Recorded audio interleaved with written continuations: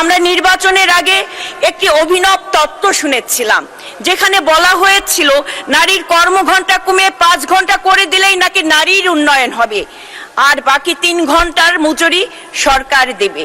মাননীয় স্পিকার, যারা নারীর হারানো 3 ঘন্টার মজুরির হিসাব এত যত্ন করে কষেছিলেন, তারা কি একবারও ভেবেছিলেন সেই অর্থ দিয়ে কতটি নিরাপদ ডে কেয়ার সেন্টার নির্মাণ করা যেত? বিগত 1.5 দশকের সীমাহীন দুর্নীতি, বৈষম্য ও অর্থনীতি অব্যবস্থাপনা অতিক্রম করে একটি কল্যাণমুখী বৈষম্যহীন রাষ্ট্র গঠনের যে সাহসী রূপরেখা মাননীয় অর্থমন্ত্রী বাজেটে তুলে ধরেছেন, তার জন্য তিনি প্রশংসনীয় অবস্থানে প্রশংসা পাওয়ার যোগ্য। মাননীয় প্রধানমন্ত্রী জনাব তারেক রহমানের নেতৃত্বে প্রণীত এই বাজেটের আকার 9.38 লক্ষ কোটি টাকা, যার মধ্যে উন্নয়ন ব্যয় ধরা হয়েছে 3.16 লক্ষ কোটি টাকা। সমালোচকরা ঘাটতি নিয়ে কথা বলতেই পারে, কিন্তু একটা ভাঙা চাকা মেরামত করতে কিছু তো ব্যয় লাগবে। মাননীয় স্পিকার, এই বাজেটের সবচেয়ে বড় শক্তি এর বহুমাত্রিকতা। কন্টেন্ট নির্মাতা থেকে কৃষক, কর্মজীবী নারী থেকে প্রবাসী, শিক্ষার্থী থেকে রোগী, সমাজ ও অর্থনীতি প্রতিটি স্তরে মানুষের প্রয়োজন এতে স্থান পেয়েছে। আমাদের অর্থনীতি বদলেছে, কাজের সংজ্ঞাও বদলেছে। মাননীয় স্পিকার, একসময় সামাজিক যোগাযোগ মাধ্যমে কাজ করা তরুণের কাজকে কেউ কাজ মনে করত না, কিন্তু এই বাজেট তাদের সেই মেধাকে বৈদেশিক মুদ্রা যে অর্জন করছে তার স্বীকৃতি দিয়েছে। সব ধরনের কন্টেন্ট ক্রিয়েশন থেকে অর্জিত আয় করমুক্ত করা এবং ফ্রিল্যান্সারদের সেবার উপর বিদ্যমান 15% ভ্যাট প্রত্যাহারের প্রস্তাব দিয়ে এই বাজেট স্পষ্ট করেছে ক্যামেরার সামনে দাঁড়ানো কিংবা ল্যাপটপের পিছনে তরুণ জাতীয় অর্থনীতির নির্মাতা। সংস্কৃতিও এই বাজেটে শুধু আবেগ এবং আনুষ্ঠানিকতার মধ্যে সীমাবদ্ধ রাখেনি। বাদ্যযন্ত্র, চলচ্চিত্র নির্মাণের আধুনিক সরঞ্জাম, শুল্ক কমানো এবং সৃজনশীল অর্থনীতির জন্য তহবিল গঠনের উদ্যোগ প্রমাণ করে সংস্কৃতি এখন কর্মসংস্থান, উৎপাদন ও রপ্তানির একটি শক্তিশালী ক্ষেত্র। মাননীয় স্পিকার, শিক্ষা খাতে 1,36,606 কোটি টাকা বরাদ্দ দেওয়া হয়েছে। প্রান্তিক শিক্ষার্থীদের জন্য মিড ডে মিল সম্প্রসারণ, শ্রেণীকক্ষে প্রযুক্তির ব্যবহার এবং মেয়েদের স্নাতক পর্যন্ত বিনামূল্যে শিক্ষার উদ্যোগ প্রমাণ করে এই বাজেট শুধু আজকের ব্যয় নয়, আগামী প্রজন্মের সক্ষমতা বিনিয়োগ করেছে। মাননীয় স্পিকার, ক্ষুদ্র নারী উদ্যোক্তা এবং বিশেষ চাহিদা সম্পন্ন উদ্যোক্তাদের জন্য ব্যবসায়িক লেনদেনের আয়কর মুক্ত সীমা 70 লাখ টাকা প্রস্তাব করা হয়েছে, যেখানে সাধারণ ক্ষেত্রে 50 লাখ ছিল। কারণ সমতা মানে সবাইকে এক জায়গায় দাঁড়া করানো নয়, যিনি বেশি বাধার মুখোমুখি হন তাকে এগিয়ে যাওয়ার বেশি সুযোগ দেয় এর প্রকৃতি অন্তর্ভুক্ত।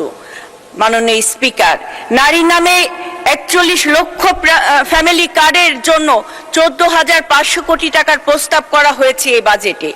এর উদ্যোগ পরিবারে নারীর অর্থনৈতিক কর্তৃত্ব ও সিদ্ধান্ত গ্রহণের ক্ষমতাকে শক্তিশালী করবে। শুধু প্রশংসা দিয়ে নারীর অর্থনৈতিক স্বাধীনতা আসে না, তার হাতে অর্থনৈতিক ক্ষমতা দিতে হয়। এই বাজেট বক্তৃতার মর্যাদা নয়, এ বাজেট অধিকার দিয়েছে। মাননীয় স্পিকার, আমি একজন ব্যাংকার হিসেবে কাজ করেছি, একজন আইনজীবী হিসেবেও কাজ করেছি, আমি একজন মা হয়ে সন্তানের দায়িত্ব পালন করেছি, সামলেছি সন্তানকে। তাই আমি জানি একজন কর্মজীবী নারী সকাল শুরু হওয়ার আগে একটি কর্মদিবস শেষ করে এবং অফিস থেকে ঘরে ফিরে যে আরেকটি কর্মদিবস শুরু করে। আমরা নির্বাচনের আগে একটি অভিনব তত্ত্ব শুনেছিলাম, যেখানে বলা হয়েছিল নারীর কর্মঘণ্টা কমিয়ে 5 ঘন্টা করে দিলেই নাকি নারীর উন্নয়ন হবে, আর বাকি 3 ঘন্টার মজুরি সরকার দেবে।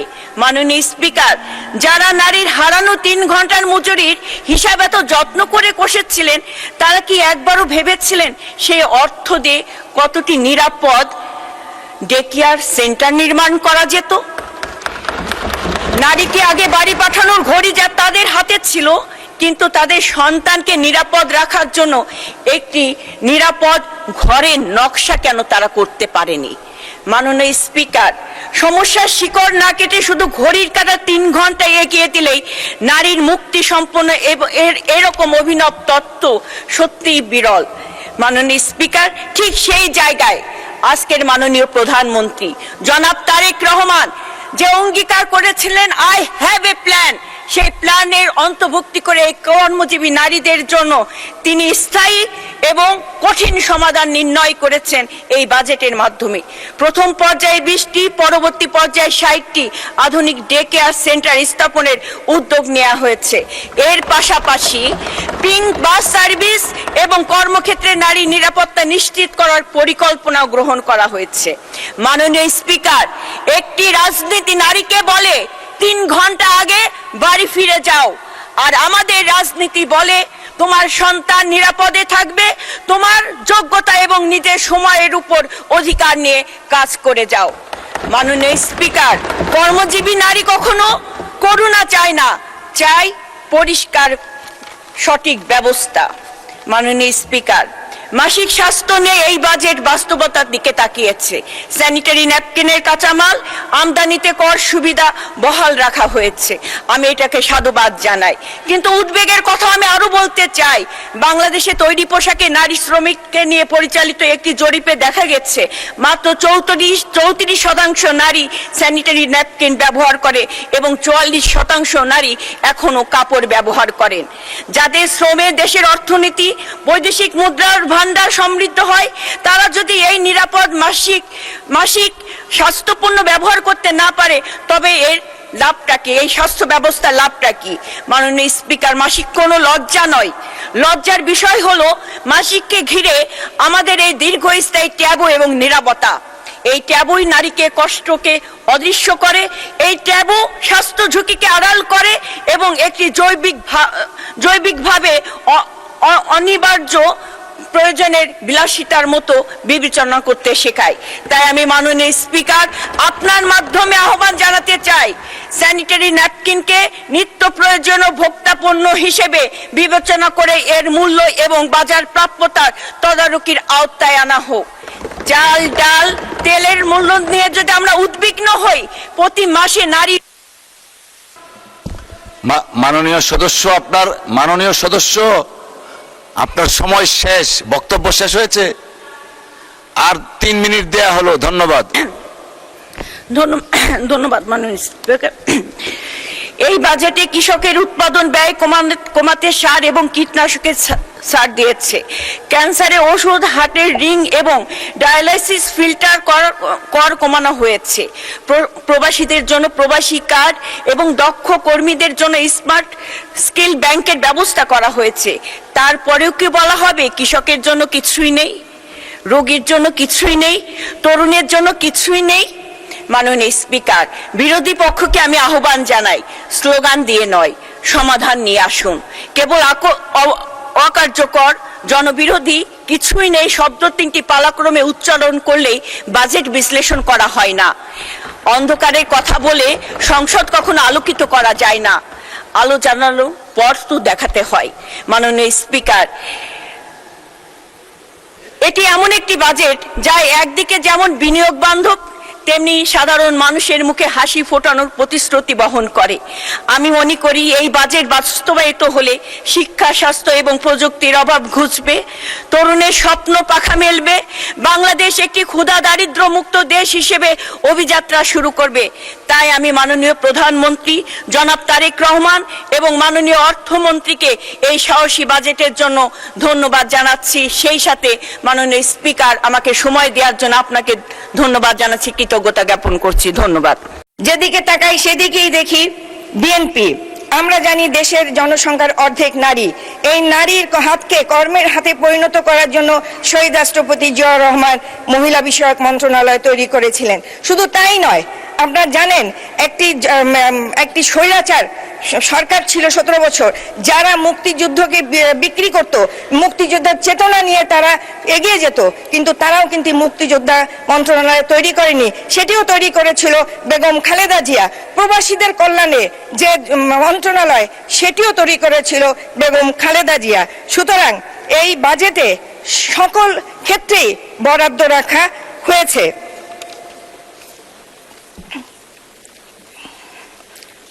মাননীয় স্পিকার, আপনার মাধ্যমে বলতে চাই, দুর্নীতি দমন কমিশন তৈরি করেছিল 2004 সালে বেগম খালেদা জিয়া, অথচ বিগত দিনে আমরা দেখেছি দুর্নীতি করার সম্প্রসারণের জন্য একটি অঘোষিত মন্ত্রণালয় ছিল এই স্বৈরাচারের আমলে। আজকে সেখান থেকে আমরা কিন্তু বেরিয়ে আসতে চেষ্টা করছি। আজকে বিরোধী দলীয় যারা আছেন তাদেরকেও এই দেশ গঠনে সহযোগিতা করতে হবে। আমার সময় হয়তো কম, শুধু এটুকু বলতে চাই যে আজকে আমাদের আত্মমর্যাদাশীল সম্পন্ন প্রধানমন্ত্রীর কারণে আজকে বর্ডারে বিজিবি যে সাহস পাচ্ছে, পুশিং ঠেকাচ্ছে, তার জন্য তাদেরকে স্যালুট জানাই। মাননীয় স্পিকার, আপনাকে ধন্যবাদ। সর্বপ্রথম মহান রাব্বুল আলামিনের কাছে শুকরিয়া আদায় করছি দ্বিতীয়বারের মতো এই সংসদে এসে আমাকে কথা বলার সুযোগ দেওয়ার জন্য। কৃতজ্ঞতা প্রকাশ করছি এই দেশের প্রধানমন্ত্রী আমার নেতা জনাব তারেক রহমানের কাছে। স্মরণ করছি শহীদ রাষ্ট্রপতি জিয়াউর রহমান, যার ঘোষণার মাধ্যমে সমগ্র বাংলাদেশের মানুষ যুদ্ধে ঝাঁপিয়ে পড়ে দেশকে স্বাধীন করেছিল। স্মরণ করছি গণতন্ত্রের মা বেগম খালেদা জিয়াকে 30শে ডিসেম্বর 2025-এ সমগ্র জাতি যখন তার অবনত হয়েছিল তাকে বিদায় দেওয়ার জন্য। আরও স্মরণ করছি মুক্তিযুদ্ধে যারা শহীদ হয়েছে, নির্যাতিত হয়েছে এবং 17 বছর গুম খুনের শিকার হয়েছে সেই সকল পরিবারকে। আরও শ্রদ্ধার সহ স্মরণ করছি জুলাই যোদ্ধাদেরকে। মাননীয় স্পিকার, আপনি জানেন যে আজকে আমরা এখানে বাজেট আলোচনা নিয়ে উপস্থিত হয়েছি। এই বাজেটে 9,38,000 কোটি টাকার বাজেট পেশ করা হয়েছে। অনেকে বলতে চাচ্ছে এটি উচ্চাভিলাষী বাজেট। আমি যদি উচ্চ স্বপ্নই না দেখি তাহলে বাংলাদেশকে বিশ্বে কিভাবে তুলে ধরব? স্বপ্ন তো আমাকে দেখতেই হবে, তারপরে সেটিকে আমি প্রণয়ন করব, সেটাকে আমি বাস্তবায়ন করব। আপনি জানেন আমাদের প্রধানমন্ত্রী দেশের মাটিতে পা দিয়েই বলেছিলেন যে আমার একটি স্বপ্ন আছে, আমার একটি প্ল্যান আছে, সেটি হলো সবাইকে নিয়ে সবার আগে বাংলাদেশকে বিশ্বের মাথায় উঁচু করে দাঁড়ানোর সেই স্বপ্ন। মাননীয় স্পিকার, আগে শুনতাম মোটা চাল, মোটা ভাত, মোটা কাপড় এটি যথেষ্ট, কিন্তু না, এই বাজেটে আমরা দেখেছি নিত্য প্রয়োজনীয় দ্রব্যের মধ্যে 6টি দ্রব্যের উপরে কর না দিয়ে, কর হ্রাস করে আজকে প্রতিদিনের যে চাহিদা জনগণের, সেটিকে আজকে একটি সুখকর জায়গায় পৌঁছে দিয়েছে। আমরা প্রতিবারই জানি বাজেটের পরে মিছিল হয়, এই বাজেট জনবান্ধব নয়, এই বাজেট মানুষ মারার বাজেট, কিন্তু আজকে এটি প্রমাণিত যে এটি মানুষ মারার বাজেট না। আমরা যে বক্তৃতার আমাদের মাননীয় অর্থমন্ত্রী যে বাজেট বক্তৃতার বইটি দিয়েছেন, সেখানে আমরা দেখতে পাই গণতান্ত্রিক, মানবিক, অন্তর্ভুক্তিমূলক অর্থনীতির অভিযাত্রা। এটাই প্রমাণ করে যে এই বাজেট একটি জনবান্ধব বাজেট। আমরা জানি যে বর্তমান সরকার, মাননীয় প্রধানমন্ত্রী যে ইস্তেহার দিয়েছিলেন, সেই ইস্তেহার অনুযায়ী মাত্র 1 মাসের মাথায় ফ্যামিলি কার্ড পৌঁছে দিয়েছে। আজকে ফ্যামিলি কার্ড, কৃষক কার্ড সব প্রতিটি ঘরে ঘরে সুখের হাতছানি দিচ্ছে। এটি হয়তো অনেকেরই সহ্য হচ্ছে না, অনেকেই ফ্যামিলি কার্ড বুঝতে পারে না। আমরা জানি এসব কার্ড কাদের মাধ্যমে বিতরণ হচ্ছে? প্রশাসনের মাধ্যমে। এখানে দলীয় কোনো কর্মী এখানে সম্পৃক্ততা নাই। এটাই প্রমাণ করে এই সরকার এবং আমার প্রধানমন্ত্রী একটি নিরপেক্ষ সরকার এবং নিরপেক্ষ প্রধানমন্ত্রী। আজকে আমাদের মৌলিক চাহিদার মধ্যে স্বাস্থ্য, আমরা জানি অন্ন, বস্ত্র, স্বাস্থ্য, শিক্ষা। স্বাস্থ্যের যে ভঙ্গ অবস্থা, সেখান থেকে আজকে আমাদেরকে স্বাস্থ্যকে তুলে নিয়ে আসতে হচ্ছে। আজকে স্বাস্থ্যে আমাদের নির্বাচনী যে ইস্তেহার ছিল, সে অনুযায়ী 5 বছরে ধাপে ধাপে জিডিপি 5% উন্নীত করার কথা বলা হয়েছে। আজকে কিডনি ডায়ালাইসিস এবং হার্টের রিংয়ের জন্য, এছাড়া কঠিন কঠিন রোগের জন্য আজকে যে কর কমানো হয়েছে, তাতে কিন্তু স্বাস্থ্য সেবায় মানুষ উপকৃত হবে। একটিবারের জন্য আমরা শুনলাম না বিরোধী দলের কাছ থেকে যে এটি একটি বড় একটি পাওনা বাংলাদেশের মানুষের, যেটি আজকে আমাদের প্রধানমন্ত্রী এই বাজেটে উল্লেখ করেছেন। মানুষের দোরগোড়ার স্বাস্থ্য সেবাকে পৌঁছে দেওয়ার জন্য হেলথ কার্ড প্রদান করা হয়েছে। প্রতিটি ইউনিয়নের শহরে কিন্তু আধুনিক স্বাস্থ্য সেবা ইউনিট স্থাপনের পরিকল্পনা ও বাস্তবায়ন চলছে। শিক্ষা জাতির মেরুদণ্ড, কিন্তু বিগত 17 বছরে সেই শিক্ষাকে যে মেরুদণ্ডকে ভেঙে দেওয়া হয়েছে। আজকে তাই এই শিক্ষা প্রতিষ্ঠান থেকে সকল তরুণরা বাইরে বেরিয়ে গেছে, বিমুখ হয়ে গেছে, তাদেরকে আবার শিক্ষা প্রতিষ্ঠানে ফিরিয়ে আনতে হবে। এই বাজেটে সেটিরও উল্লেখ আছে। মাননীয় স্পিকার, যেদিকে তাকাবেন সেদিকেই দেখবেন বিএনপি। তার কারণ যা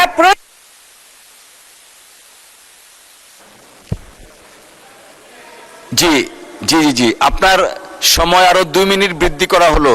ধন্যবাদ। একটু বেশি দেন মাননীয় স্পিকার।